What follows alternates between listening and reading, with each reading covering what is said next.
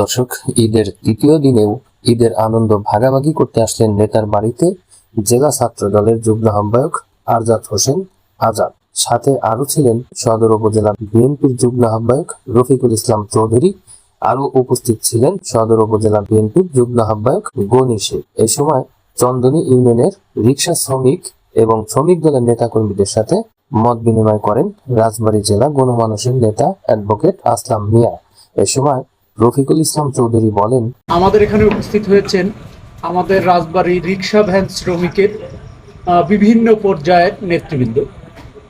আজকের যে আয়োজন সেটা হচ্ছে আমাদের প্রিয় নেতা রাজবাড়ীর গণমানুষের নেতা, রাজবাড়ী ধানের শীষের কাণ্ডারি হয়ে যিনি আসবেন ইনশাল্লাহ আমাদের মাঝে রাজবাড়ী একে, সেই নেতা অ্যাডভোকেট আসলাম মিয়ার সঙ্গে আমাদের এই গ্রাম পর্যায়ের রিক্সা ভ্যান শ্রমিকের যে নেতৃবৃন্দ কর্মীবৃন্দ তারা আসছেন ভাইয়ের সাথে সৌজন্য সাক্ষাৎ করতে। আমরা দীর্ঘ সময় আমাদের এই নেতৃবৃন্দ ভাইয়ের সাথে আলাপ আলোচনা করেছেন। আমরা সৌজন্য বক্তব্য শুনলাম তাদের আগামী দিন কিভাবে তারা শ্রমিক ইউনিয়ন গড়ে তুলবেন, কিভাবে জাতীয়তাবাদী শ্রমিক দল সংগঠিত হবে সেই বিষয়ে ভাই আলোচনা করলেন। ধন্যবাদ সকলকে।